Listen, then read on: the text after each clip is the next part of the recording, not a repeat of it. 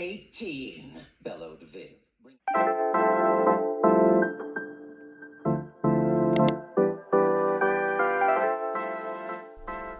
Hi again. My name is Elena. I'm a librarian and bookworm, and today I have a reading journal update for you from the months of March and April. I'm starting off with creating mini spreads to review each book that I read, and I read a ton of books in March, so I actually have quite a few of these to make. As you can see, I'm kind of doing a different style for these each time I journal. This is my very first reading journal, so it's really fun for me to experiment with different types of spreads. If you want to see my last book review spreads in more detail, definitely check out the previous reading journal videos from our channel. So the first two reviews are for Emily Wilde's Map of the Other Lands, which is a sequel to Emily Wilde's Encyclopedia of Fairies by Heather Fawcett. I had to clip those pages together real quick, they were driving me nuts. And the second book is Ursula K. Le Guin's The Wizard of Earthsea. All of the stickers that I'm using here are ones I created myself in Canva, and I just printed them onto sticker paper. They will all be in the free printable Google Doc linked in the description box if you're interested in using any of these sticker designs. So for today's spreads, I'm using washi tape to create boxes to separate each book. So there will be 4 books per page. I really like how this looks. It's almost like a window into each book's world. I'm listing some stats for each book, like its format, publication date, genre, the average Goodreads rating, and my own personal rating, of course. And then I'm just jotting down some thoughts about the book so I can go back later and remember how I felt about each one. Okay, Wizard of Earthsea. I was pretty disappointed by it, to be honest. It was a 2.5-star read for me. I will not be completing the series. It was mostly just boat talk and just not really for me. It's a classic epic fantasy series written by a woman, and normally both of those things would be major green flags for me, but in this case, I found the main character really unlikable, and the plot was super repetitive. But Emily Wilde's Map of the Other Lands was outstanding. So good. I love the writing style, love the fairy tale vibe, love the romance, everything. A fairy cat features prominently in the plot, so I mean, of course I was gonna love it.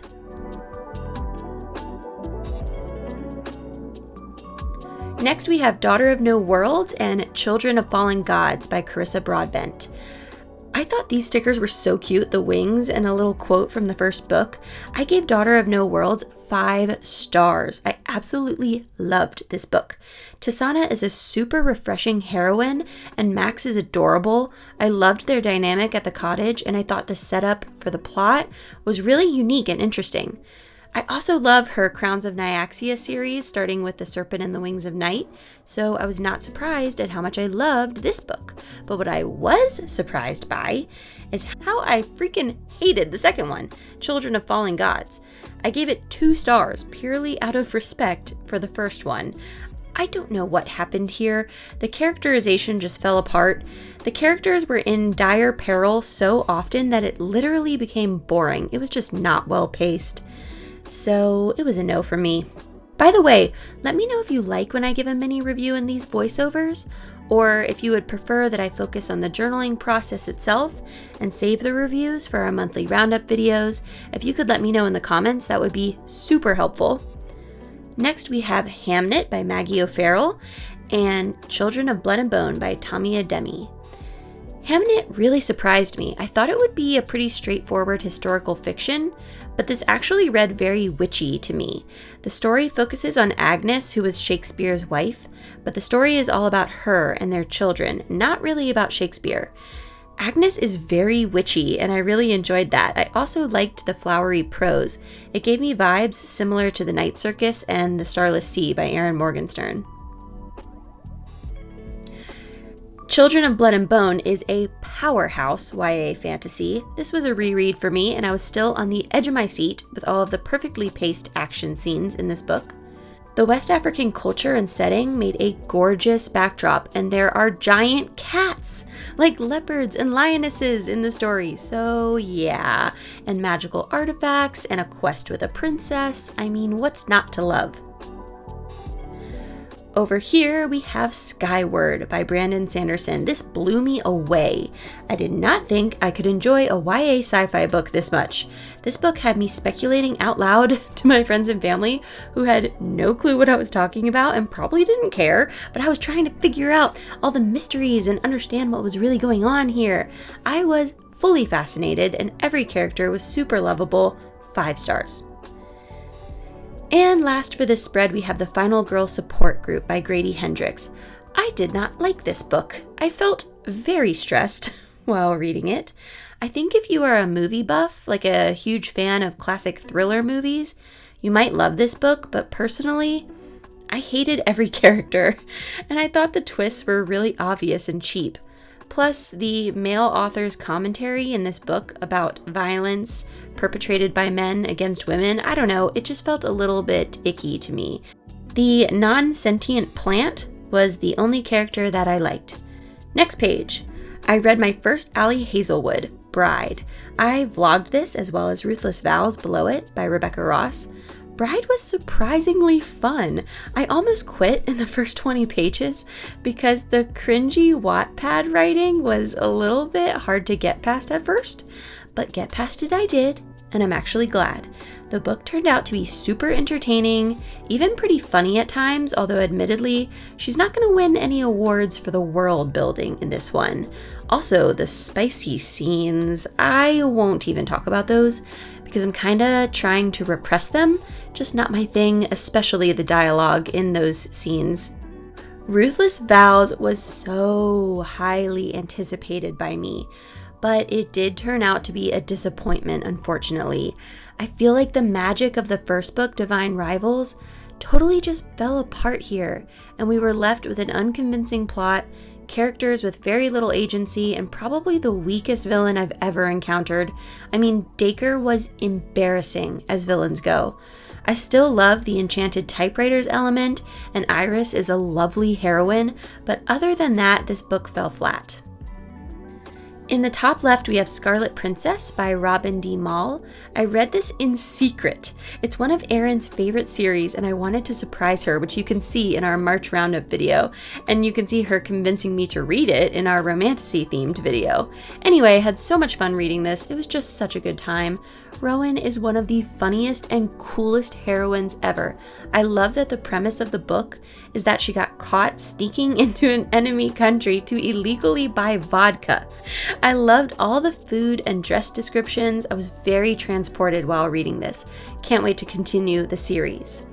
The Shadow Speaker is a science fiction novel that is really a fantasy book, you know? Like the technology is really just magic, and the magic is technology. I always love that dynamic, and Nnedi Okorafor never misses for me. Her series, the Insibidi scripts, starting with Akata Witch, is one of my all-time favorite fantasy series. This book gave me a lot of the same vibes as when I first read Akata Witch, but it's still super unique and just incredible. We have another West African backdrop, a world-saving quest, a talking camel, and not one, but 2 badass female mentors. So good. And here's my little goddess, Athena. She loves to be cozy and make biscuits while I'm journaling. And last page, I told you there was a lot, and we still have the monthly stats spreads after this.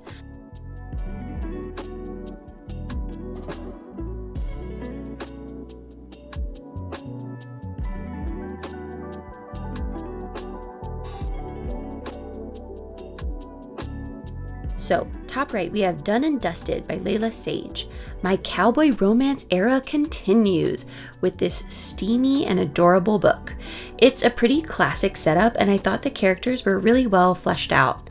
The romance itself was easy to root for, and I appreciated that there was a lot of riding in this book. Horseback riding, of course. That's what being a cowboy is all about. Super cute read. The Inheritance of Orquídea Divina by Zoraida Cordova is next. This is a modern fantasy with a heavy emphasis on generational trauma and family bonds. I really liked that the main dynamic in this book was between 3 of the cousins. It was like the cousins versus the world. I did find the characters a little hard to keep track of though, just because there were so many characters and there were also a lot of time jumps. Next, I got my hands on the sequel to Skyward, which is Starsight. I think this might be an unpopular opinion, but I actually liked this even more than Skyward. Learning about all of the alien species was fascinating. Brandon Sanderson really is just incredibly imaginative, and the mysteries continued in this book, so I was hooked. I will most likely finish this series in May. Not sure if I can wait much longer than that.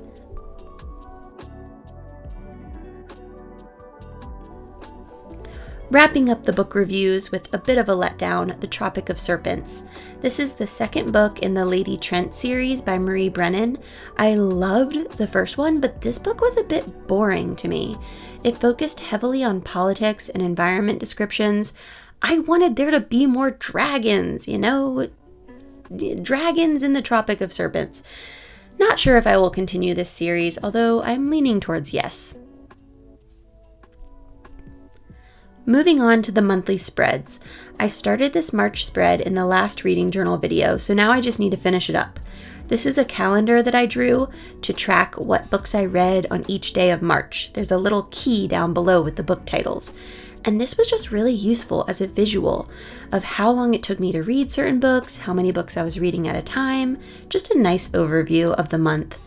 On the opposite page, I'm adding the stats that I like to keep track of month to month. I am obsessed with this cute lettering. I found it on Pinterest, and I'm not particularly good at drawing, but I found these to be pretty easy, and I think it looks way harder than it actually was.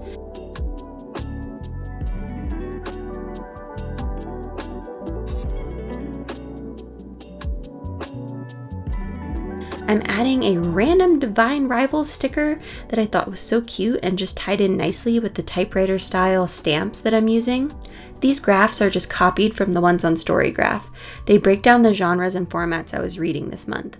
Then I put the rest of the stats using stamps, because honestly my hand was cramping horribly from handwriting so much. You don't realize how little you write things by hand as an adult until you spend hours writing for something like this. Anyway, I read 11 books in March. That's like a record for me. I was a little bit burnt out afterwards. My favorite book was Skyward though. I like to add my stats from the month from past years, and I only read 2 books in 2023 and only 1 in 2022. To be fair though, that one book was Oathbringer from the Stormlight Archives, which is over 1,200 pages, so, Now I'm making a little visual of my star ratings for this month. I just printed out these stars and used stamps for the rest. My average came out to be 3.8. Which actually is not a great month for me. My average is usually higher than this, so I was kind of surprised to see that. I blame the second Daughter of No Worlds book.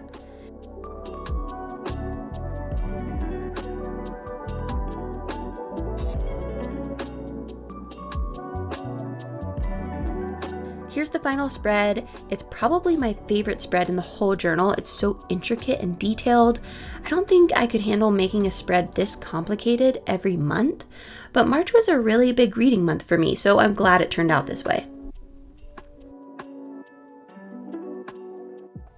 Moving on to April. I have been dying to incorporate paint in my journal, so I decided to paint these 2 scrap pieces of paper with literally some random acrylic paint I had lying around.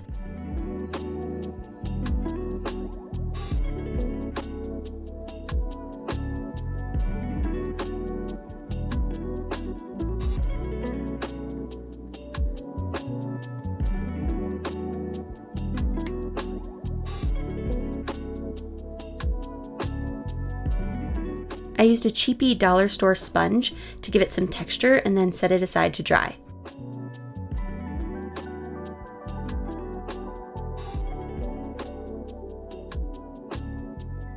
So after the craziness of March, April was a slower reading month. I read 6 books total. I also had my Scholastic Book Fair at the library this month, and that is a very, very fun, but very, very exhausting process. So it makes sense to me that I didn't read as much. I still think 6 books is pretty good though. I'm adding these ridiculously cute stickers. I bought these on Amazon, and they will be linked in the Reading Journal Google Doc in our description box. I really like how this lettering came out. I don't know why I hadn't thought to just look on Pinterest for ideas before this. There are so many ideas for bullet journal lettering on there that are totally doable, even if you're like me and you can't really draw. So of course I'm putting in the stats, books read, pages read. My average rating this month was 4.13, which is definitely better than March's 3.8. So I guess this was a quality over quantity situation. I did all of my usual stats, and then I added the number of books that I hauled and unhauled this month. I had a nice big book haul after the book fair that you can find on our channel, and I also unhauled a lot of books when we did our little free library tour video. So I just thought this would be fun to include.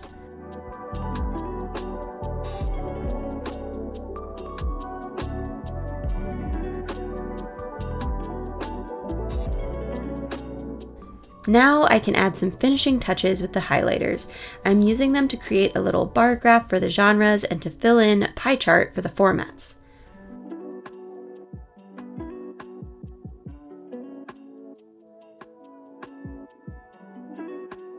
Last year I was all about audiobooks, but this year I find myself gravitating towards print books and especially ebooks. I hate to say it, but the Kindle Oasis was a game changer for me. Let me know if you want a video about that.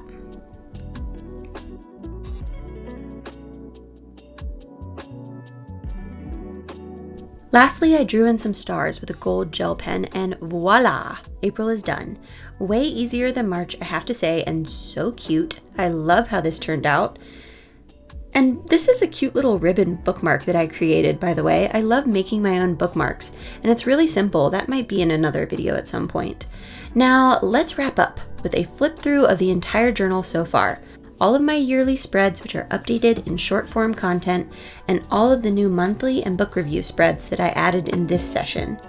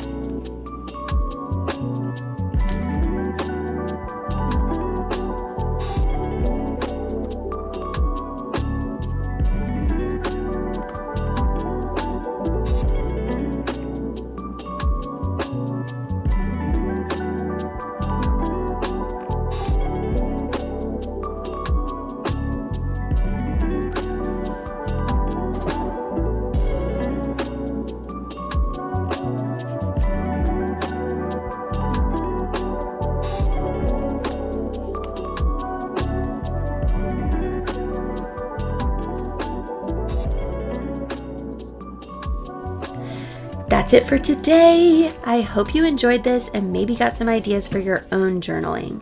Please let me know in the comments if you like when I include book reviews in these voiceovers, or if you prefer that I focus on the journaling process itself.